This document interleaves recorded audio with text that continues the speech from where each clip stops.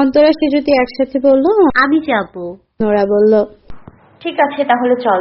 সে যদি বলল, আরে 1 মিনিট, এত অস্থির হচ্ছিস কেন? তুই কি ওনার বাসা চিনিস? হ্যাঁ চিনি, একবার গিয়েছিলাম। সে যদি বলল, আচ্ছা, এক্ষুনি কেন যেতে হবে? ছুটির পর যাই। অসম্ভব, আমি ছুটি পর্যন্ত অপেক্ষা করতে পারবো না, আর ক্লাসেও আমার মন বসবে না। অন্তরা বলল, কিন্তু ক্লাস ছেড়ে গেলে যদি বাসায় ফোন যায়? সে যদি বলল, এক্স্যাক্টলি, আমিও সেটাই বলছি। নোরা বলল, তাহলে একটা কাজ করি, আমরা আদনান স্যারের কাছে থেকে পারমিশন নিয়ে নিই। ওনাকে একটু কনভিন্স করতে হবে। কি পারবি? সে যদি বলল, আমি ট্রাই করব। ঠিক আছে তাহলে চল। আদনান স্যারের পারমিশন পাওয়া গেল। নোরা, সেজুতি আর অন্তরা স্কুটারে করে 20 মিনিটের মধ্যে অনেকের বাসায় পৌঁছালো। গিয়ে তারা দেখলো তন্নি, জবা, রেশমি, সাদিয়া সবাই এখানে আছে। অনেক স্যারের মা তাদের যত্ন করে খাওয়াচ্ছেন। নোরার মন খারাপ হলো, সে আর একটু আগে আসতে পারলো না। নোরাদের ড্রয়িং রুমে বসতে দেওয়া হলো। তন্নিরাও সেখানেই বসেছে। নোরা শুধু আশেপাশে অনেককে খুঁজছে, তার ছটপটানি কেউ ধরতে পারছে না। কিন্তু একজন বুঝে গেল। খুব সুন্দর দেখতে একটা আপু নোরাকে বলল, তোমার কি বসতে অসুবিধা হচ্ছে? নোরা হাসার চেষ্টা করে বলল, না আমি ঠিক আছি। সে যদি বলল, আসলে ও স্যারকে নিয়ে খুব টেনশনে আছে। অন্তরা মুখ টিপে হাসলো।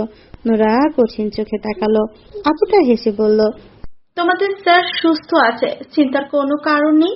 এখন ঘুমাচ্ছে তো, ঘুম থেকে উঠলেই তোমাদের সাথে দেখা করবে। সে যদি বলল, আপনি কি স্যারের বোন? মেয়েটা বলল, বোন না, বড় আপু। অন্তরা বলল, ও আচ্ছা আপু, আপনার নাম কি? আনিকা। আনিকা ওদের সাথে অনেকক্ষণ গল্প করলো। গল্পের মাঝখানে অন্তরা নোরাকে কানে কানে বলল, দোস্ত, ওয়াশরুমে যাব। তো যা না। তুই আমার সাথে যাবি?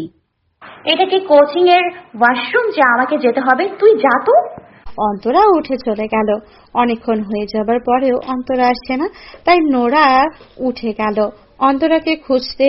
অন্তরা বারান্দার দরজায় দাঁড়িয়ে ফুপিয়ে ফুপিয়ে কাঁদছিল। নোরা তাই দেখে এগিয়ে গেল। অন্ত, কি হয়েছে তোর? এভাবে কাঁদছিস কেন? অন্তরা কান্নার জন্য কথাই বলতে পারছে না, শুধু কেঁদেই চলেছে। অনেকবার জিজ্ঞেস করার পর অবশেষে কাঁপা কাঁপা গলায় বলল, নোরা দোস্ত, আমি এখানে আলবিকে দেখেছি। কি? আলভি এখানে কোথা থেকে আসবে? জানি না, আমি ওকে দেখেছি। ও তোকে দেখেছে? না, ও দেখেনি। আমি ওকে দেখে অন্যদিকে ঘুরে গিয়েছিলাম, তারপর ওখান থেকে চলে এসেছি, তাই দেখতে পাইনি। কিন্তু আমি এবার কি করব? আমার তো আবার সব এলোমেলো হয়ে যাচ্ছে। অন্ত, তুই মনে হয় ভুল দেখেছিস। আলভি এখানে কিভাবে আসবে? অন্তরা শব্দ করে বলল। আমি ঠিকই দেখেছি, ওইটা আলবিই ছিল। কাঁদতে কাঁদতে চোখ মুখ ফুলে উঠেছে অন্তরার। নোরা ভয়ে কিছু বলতেও পারছে না, অবাক হয়ে তাকিয়ে আছে শুধু। অন্তরা বলল, আলবি নিশ্চয়ই অনিক স্যারের কেউ হয়, হয়তো অনিক স্যারের আপন ভাই। অনিক স্যারের কি কোনো ভাই আছে? আমি তো জানি না, শুধু শুনেছিলাম বড় বোন আছে, আর তাকে তো দেখলি। আনিকা আপু। অন্তরা নোরার 2 হাত ধরে বলল, নোরা, তুই বলেছিলি না প্রতিশোধ নিবি? এখন প্রতিশোধ নেওয়ার সময় সুযোগ দুটোই এসেছে, তুই প্রতিশোধ নে।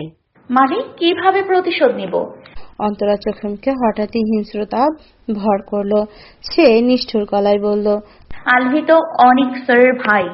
তুই অনিক স্যারকে ফাঁসাবি, তারপর ছ্যাঁকা দিয়ে দূরে সরিয়ে দিবি। আমার যেমন অবস্থা হয়েছিল ওনাদেরও তেমন অবস্থা হবে, তাহলে আলভি বুঝবে। নোরা এ কথা শুনে সঙ্গে সঙ্গে নিজের হাত ছাড়িয়ে নিল।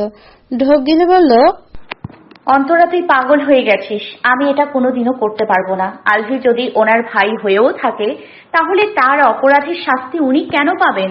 অন্তরা নোরার হাতটা নিজের মাথায় ছুঁয়ে বলল, আমার কসম বল, তুই প্রতিশোধ নিবি? তুই না আমার বেস্ট ফ্রেন্ড, প্রুভ ইট।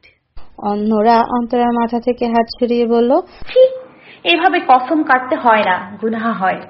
এসব বলে তুই আমাকে ভোলাতে পারবি না, তোকে কথা দিতেই হবে। আচ্ছা নোরা, তুই কি সব ভুলে গেছিস? 6টা মাস কতটা কষ্টে কাটিয়েছিলাম আমি। পাগলের মতো হয়ে গিয়েছিলাম। আমার পাশে কিন্তু কেউ ছিল না, শুধু তুই ছিলি, ছায়ার মতো আমার পাশে ছিলি। তুই না থাকলে হয়তো আমি সুইসাইডই করে ফেলতাম। আর এখন পাশে থাকবি না? 2 দিনের অনিক স্যারের জন্য আমার এতদিনের কষ্টগুলো ভুলে যাবি? আলবিকে মাফ করে দিবি? আমি তো মাফ করার কথা বলিনি, আমি শুধু বলছি যে যে অপরাধে আলভির সেটার শাস্তি অন্য কেউ কেন পাবে? অনিক স্যারকে কষ্ট দিলে সেটা হবে বিনা দোষে শাস্তি। এত বড় অন্যায় আমি কখনোই করতে পারবো না, আর অনিক স্যারের সাথে তো জীবনেও না। তুই আমার থেকেও অনিক স্যারকে ভালোবাসিস? তুই আর উনি সম্পূর্ণ আলাদা। তুই তো আমার বোনের মতো। তোর কষ্ট যেমন আমি সহ্য করতে পারি না, তেমনি ওনার কষ্টও পারবো না রে। কিন্তু আলভির শাস্তি হবে, অবশ্যই হবে। কিভাবে শাস্তি হবে? অনিক স্যারের সাথে না, ধোঁকাবাজি যদি করতে হয় তাহলে আলভির সাথে করব। ও তোর সাথে যা যা অন্যায় করেছে সব আমি ওকে ফিরিয়ে দিয়ে দেবো, দেখিস। কিন্তু আলবি তো তোকে চেনে, তুই কিভাবে ওকে ফাঁসাবি? পারবি না তো। সেজুতি তো আছে, সেজুতিকে দিয়ে করাবো। সেজুতিও পারবে না। আলবি তো সুন্দরের পূজারী, সেজুতিকে দেখেও পড়বে না। তোর উপর ইজিলি পটে যেত, কিন্তু সমস্যা হচ্ছে ও তোকে চেনে। তাহলে ফেসবুকে ওকে ফাঁসাবো। ফেসবুকে কিভাবে? ফেক আইডি খুলে নিজের পরিচয় গোপন করব, সিম্পল। এত সহজ না। আলবি খুব চালাক, কথায় কথায় ভিডিও কলে আসতে চাইবে, ফোন করতে চাইবে, দেখা করার কথা বলবে। আর এসব না করলে তোকে পাত্তা দিবে না, বসেও আসবে না। ওকে আমি ভালো করে চিনি। তাহলে আর কি উপায়? অন্তরা আবার কাঁদো কাঁদো মুখে একই কথা বলা শুরু করলো। নোরা, আমি যেটা বলছি সেটা কর। অনিক স্যারকে ফাঁসা, উনি তো অলরেডি তোর উপর ফিদা। আর ছেলেরা 2 নম্বর মেয়েদের প্রেমে বেশি পড়ে, বুঝেছিস? তুই যদি মন প্রাণ উজাড় করে পাগলের মতো ভালোবাসিস, জান প্রাণ সব দিয়ে দিস, ওরা তোর ভালোবাসা বুঝবে না, তোকে ঠকাবে, কষ্ট দিবে, ইগনোর করবে। কিন্তু তুই যদি ভালোবাসার নামে নাটক করিস, তাহলে দেখবি তোর পেছনেই পড়ে থাকবে, তোর সব কথায় উঠবে আর বসবে, তোকে ছাড়া কিচ্ছু বুঝবে না। তুই লাথি মারলেও তুই ভালো। নোরা করুণ চোখে অন্তরার দিকে তাকিয়ে আছে। কথাগুলো সে যে খুব কষ্ট থেকে বলেছে সেটা বোঝা যাচ্ছে, কিন্তু অন্তরার প্রস্তাবে রাজি হওয়া তার পক্ষে সম্ভব না। অন্তরা বলল, কি রে, পারবি না আমার জন্য? প্রতিশোধ আমি অবশ্যই নিব অন্ত, কিন্তু অনিক স্যারের ওপর না। তুই যদি আমাকে তোর জন্য জীবন দিতে বলিস সেটাও আমি পারবো, কিন্তু অনিক স্যারকে কষ্ট দিতে জীবনেও পারবো না, সরি। ওদের কথার মাঝখানে অনিকের ডাক শোনা গেল। নোরা, তোমরা এখানে কি করছো? তোমাদের স্যার তো ঘুম থেকে উঠে গেছে, দেখা করতে যাবে না? অন্তরা অন্যদিকে মুখ ঘুরিয়ে স্বাভাবিক হয়ে নিল।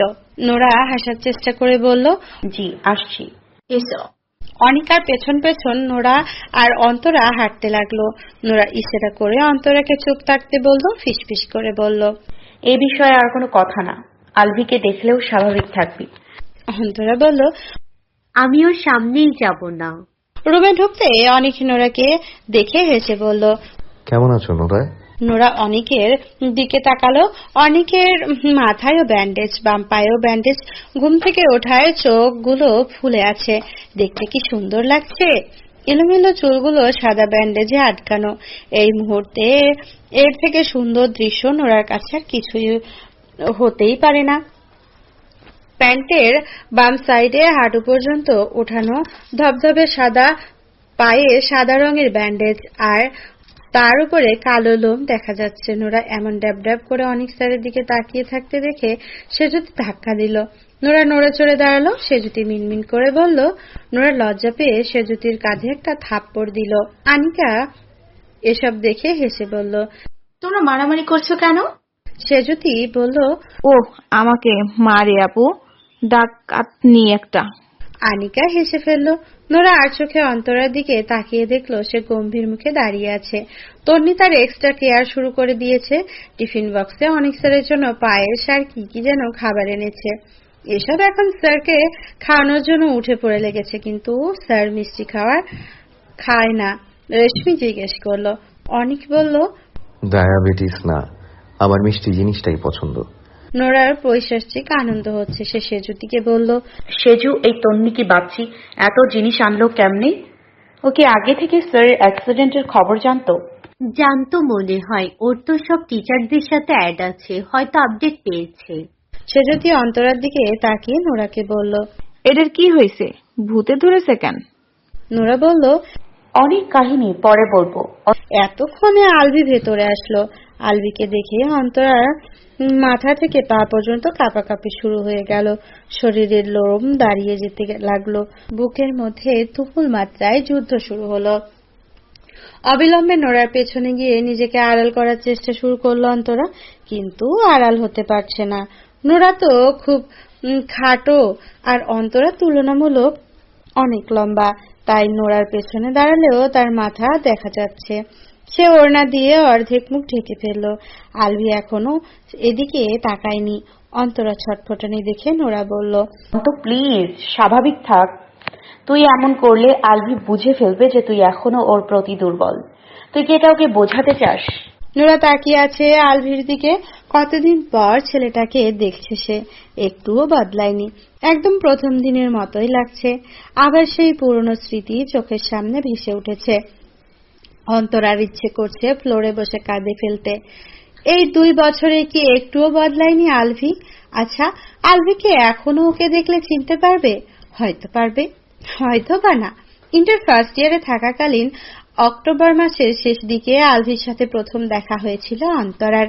সেই দিন ছিল শেষ দেখা, মানে তাদের জীবনে একবার দেখা হয়েছে, এখন দ্বিতীয়বার দেখা। অন্তরা নিজেকে সামলাতে পারছে না। পেছন থেকে অন্তরার কান্নার আওয়াজ শুনে নোরা আতঙ্কিত গলায় বলল, অন্ত প্লিজ কাঁদিস না, দোহাই লাগে তোর। সবাই অনেককে নিয়ে ব্যস্ত, তাই এইদিকে কেউ তাকাচ্ছে না, ওদের কথা কেউ শুনছে না। আলভি ওদের পিঠ দেখিয়ে অনেকের সাথে বসে গেল। অন্তরা এখন আর আলভির মুখটা দেখতে পাচ্ছে না। আলভি অনেকের কাঁধে হাত রেখে বলল, কি অবস্থা ভাই, এখন ঠিক আছো? অনেক বলল, তেমন কিছু হয়নি, মাথার এক সাইডে একটু কেটে গেছে আর বাম পাটা মুচকে গেছে। 7 দিন বেড রেস্টে থাকতে হবে। আলভি বলল, তাহলে কি 7 দিন ম্যাচ অফ? আরে না পাগল, 7 দিন কে বেড রেস্টে থাকে? আমার আরো কত কাজ আছে, আমি 3 দিনেই ঠিক হয়ে যাব। আনিকা বলল, একদম না, তোকে 7 দিন বেড রেস্টে থাকতে বলা হয়েছে। এর আগে বিছানা ছেড়ে উঠলে আমি তোর ডান পাও মুচকে দিব। এই কথায় সবাই হেসে ফেলল। হাসল না শুধু অন্তরা, সে তো আলভিকে দেখতে ব্যস্ত। কথাটা স্বাভাবিকভাবে কথা বলছে ছেলেটা। আলভি বলল, ভাই তুমি রান নিতে গিয়া পড়লা কেমনে? অনেক চিন্তিত গলায় বলল, আমার মনে হয়েছে আমার কেউ ল্যাং মেরেছে, তবুও ব্যালেন্স ঠিক ছিল তাই আসতে পড়েছি, না হলে এতক্ষণে উপরে থাকতে হইতো। আলভি কপাল কুঁচকে বলল, কি বলো, বিষয়টা তো খুব ডেঞ্জারাস। এভাবে চললে তো খেলা হইব না ভাই, কয়দিন পর পর খালি অঘটন ঘটতেছে। আচ্ছা তুমি ট্রেকিং এ যাইবা? কোনটায়? সীতাকুণ্ডু পাহাড় ট্রেকিং 26 তারিখ যে যাইতেছি আমরা। দেখি অবস্থা বুঝে নেই আগে। আইসা ভাই, জানাইও। আচ্ছা থাকো তাইলে, আনিকা আপু খেয়াল রাখো ভাইয়ের। অনিককে একবার জড়িয়ে ধরে আলভি বিদায় নিল। অন্তরার হৃদস্পন্দন এতক্ষণ শান্ত হলো। নোরাকে ছেড়ে স্বাভাবিক হয়ে দাঁড়ালো সে। আলভিকে তাকে দেখতে পায়নি, কিন্তু যদি দেখতে পেত তাহলে কি করত? ওর রিয়াকশন কেমন হতো জানতে খুব ইচ্ছে হচ্ছে অন্তরার। সেজুতি আর নোরা স্কুটারের পেছনে বসে আছে, সেজুতি সবচেয়ে পেছনে, মাঝখানে নোরা, সামনে অন্তরা স্কুটার চালাচ্ছে। এতক্ষণে সেজুতির সব ঘটনা বলে ফেলেছে নোরা। অন্তরা চুপ করেছিল, হঠাৎ বলল, নোরা, একটা কথা বলি। কি কথা বল? তুই জানিস অনিক স্যারের এই অবস্থার জন্য কে দায়ী? কোন অবস্থা? ও খেলতে গিয়ে দুর্ঘটনা, পা মুচকে যাওয়া। ও, কে দায়ী? আলভি। আলভি কেন? তুই কিভাবে বুঝলি? আমি বুঝেছি, আলভি অনিক স্যারকে ল্যাং মেরে ফেলেছে। ও আমাকে সবসময় ওদের টিমের এক বড় ভাইয়ের গল্প শোনাতো। ওনাকে আলভি খুব জেলাস করে। জেলাস করে কেন? ও ভালো খেলে তাই। প্রতিবার ম্যাচে হিরো হয়, সবাই ওনাকে কাঁধে তুলে নাচছে। এইসব ওর পছন্দ হতো না। সব সময় সে বড় ভাইয়ের নামে দুঃখ প্রকাশ করতো আমার কাছে। ওনাকে কিভাবে ফাঁসানো যায় আমার কাছ থেকে আইডিয়া নিত। আমি হেল্প করতামও।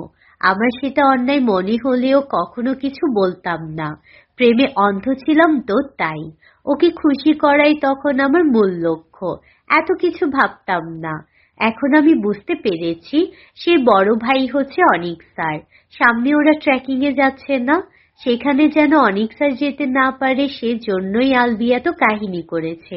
আমি নিশ্চিত।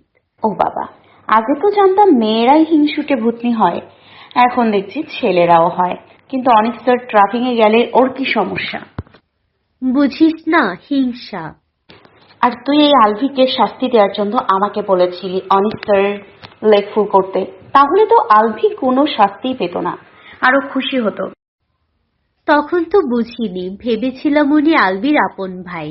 আচ্ছা, অন্ত কেমন হয় যদি অনেক স্যারদের মতো আমরাও ট্রেকিং এ যাই? মানে আমরা সবাই মিলে ওরা যে জায়গায় যাচ্ছে সে জায়গায় গেলাম, তাহলে তোরও আলভির সাথে দেখা হবে আর আমারও অনেক স্যারের সাথে সময় কাটানো হবে, যদি এর আগে অনেক স্যার সুস্থ হয়ে যায় আর কি। তুই পাহাড়ে ট্রেকিং এর মানে বুঝিস? জীবনে ট্রেকিং করেছিস তুই? এটা সোজা রাস্তায় স্কুটি চালানোর মতো না। আচ্ছা, গেলেই কি ট্রেকিং করতে হবে? আমরা ঈদের ছুটিতে ঘুরতে যাব, ওরা ট্রেকিং করবে, আমরা দেখব। ট্রেকিং না করলে গিয়ে লাভ কি? আর থাকবো কোথায়? থাকার জায়গা নিয়ে ভাবতে হবে না। সীতাকুণ্ডে আমার খালামণির বিশাল বড় বাংলো আছে, ওখানে আমরা 3 জন আরামে থাকতে পারবো। এই সেজুতি, যাবি? তোরা যাচ্ছিস তোদের মতলবে, সেখানে আমি গিয়ে কি করব? তুইও তোর মতলবেই যাবি। আমার কি মতলব? নোরা হেসে বলল। ঘোরাঘুরি। অন্তরা আর সেজতি হেসে উঠল। নোরা বলল, তাহলে যান, আমরা 3 জন যাচ্ছি, ওকে? আর তোদের বাসায় ম্যানেজ করার দায়িত্ব আমার। অন্তরা আর সেজতি একসাথে বলল, ওকে। তারপর 3 জন হাত মিলালো। নোরা শব্দ করে বলল, তারপর হাত উঠিয়ে 3 জন একসাথে চিৎকার করলো। এ কি স্যার, আপনি ভাঙা পানিয়ে কোচিং এ এসেছেন কেন? আপনার পা ঠিক হয়েছে? নোরার অস্থিরতা দেখে অনেক মৃদু হাসলো, তারপর বলল, পা ঠিক আছে, আর ভাঙিনি, হালকা মুচকে গিয়েছিল শুধু। হাঁটা চলায় তেমন অসুবিধা হচ্ছে না, তাহলে শুধু শুধু ঘরে বসে থাকবো কেন? এর থেকে ভাবলাম ক্লাস করাই, আর কিছুদিন পরই তো ঈদের ছুটি, তখন অনেক রেস্ট করা যাবে। কিন্তু তবুও তখন রেস্ট করা আর এখন রেস্ট করা কি এক? আর আপনি তো এখনো খুঁড়িয়ে খুঁড়িয়ে হাঁটছেন। ও, হালকা ব্যথা এখনো আছে তাই। ও, নোরা এইমাত্র মনে পড়লো মায়ের বাতে ব্যথার জন্য টোটকা হিসেবে একটা তেলের বোতল অনেকদিন ধরে তার ব্যাগে পড়ে আছে। মাকে দেবে দেবে করেও দেওয়া হয়নি। 4-5 দিন আগে পুরনো প্রতিবেশী এক বৃদ্ধা নানুর সাথে রাস্তায় দেখা হয়েছিল। উনি এই বোতলটা নোরাকে দিয়েছিলেন মাকে দেওয়ার জন্য, কিন্তু সে মাকে বলতেই ভুলে গেছে। তবে এখন তেলের বোতলটা ব্যবহার করার সুবর্ণ সুযোগ। এই ছুতোয় অনেক স্যারের পাটাও একবার ছুঁয়ে দেখা যাবে। নোরা বলল, আচ্ছা স্যার, পায়ে তেল মালিশ করেন তো? না হলে কিন্তু ব্যথা কমবে না। হ্যাঁ, প্রতিদিন রাতেই করা হয়, কখনো আম্মু করে কখনো আপু, কিন্তু আমার মনে হয় না এতে কোনো লাভ হয়, শুধু শুধু কষ্ট। লাভ হয় না কেন বলেছে? আসলে লাভ ক্ষতি তেলের গুণাগুণের উপর নির্ভর করে। তেলেই যদি ভেজাল থাকে তাহলে ব্যথা কমবে কিভাবে? স্যার, আমার কাছে একটা খুব ভালো আয়ুর্বেদিক তেল আছে, যে কোনো প্রকার ব্যথার জন্য তেলটা খুব উপকারী। আপনি একবার ট্রাই করে দেখবেন স্যার? না না, কোনো দরকার নেই, আমার তেল মালিশ করতে ভালো লাগে না। অনেক যতই না করুক নোরা কিছুতেই ছেড়ে দেওয়ার পাত্রী নয়। অনেকের পায়ে নিজের হাতে তেল মালিশ করে ছাড়বে সে। নোরা বলল, এটা কোনো কথা বললেন স্যার? ওষুধ খেতে কি কারোর ভালো লাগে? কিন্তু তবুও মানুষ খায় না? খায় তো, বাঁচার জন্য খায়। আপনাকে বাঁচার জন্য মানে ব্যথা কমানোর জন্য তেল মালিশ করতে হবে, না হলে কিন্তু ব্যথা কমবে না স্যার। খুব কষ্ট পোহাতে হবে এই পা নিয়ে। অনেক কিছু বলতে নিলে নোরা থামিয়ে দিয়ে বলল, আমার কথা শুনুন স্যার, আপনি চুপ করে ওই চেয়ারটার উপর বসে পড়ুন, আমি আপনার পায়ে তেল মালিশ করে দিচ্ছি। এমন মালিশ করবো না স্যার, জীবনেও ভুলতে পারবেন না। একটু পরে দেখবেন আরামে ঘুম চলে আসছে। অনেক চোখ বড় বড় করে বলল, মানে তোমাকে দিয়ে আমি পায়ে তেল মালিশ করাবো? পাগল নাকি? তুমি আমার স্টুডেন্ট। তো কি হয়েছে স্যার, আমি আপনার শিষ্য আর আপনি আমার গুরু। নোরা মাথায় হাত ঠেকিয়ে অনেকের সামনে নিচু হওয়ার একটা ভঙ্গি করলো, তারপর বলল, এটুকু সেবা তো আমি আপনার করতেই পারি, তাই না? ছি, অসম্ভব। দেখো, এসব কাজ ভুলেও করতে আসবে না। কেন স্যার? স্টুডেন্টকে দিয়ে হাত পা মালিশ করানো আমার পছন্দ না। তার উপর তুমি মেয়ে মানুষ, আমার জঘন্য লাগে। এখানে জঘন্য লাগার কি হলো স্যার? আর আপনি কোথায় করাচ্ছেন? আমি তো নিজেই করতে চাইছি। তাছাড়া আমার গুরু ব্যথায় কষ্ট পাবে আর আমি শিষ্য হয়ে সেটা দাঁড়িয়ে দাঁড়িয়ে দেখবো, এটা আমার পক্ষে কখনোই সম্ভব না স্যার। আপনার কোনো নিষেধ আমি শুনবো না। আমার যেটা ভালো মনে হয় আমি সেটাই করব। আচ্ছা কথায় কথায় গুরু বলবে না প্লিজ, অদ্ভুত লাগছে শুনতে। আচ্ছা বলবো না স্যার, আপনি শুধু অনুমতি দিন। আচ্ছা, মুশকিল তো, বললাম না লাগবে না। হ্যালো বন্ধুরা, পরবর্তী পার্ট খুব তাড়াতাড়ি আসবে, তো সবাই অপেক্ষায় থাকো।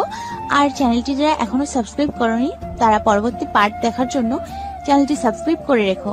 ধন্যবাদ সবাইকে, আমাদের সাথেই থেকো।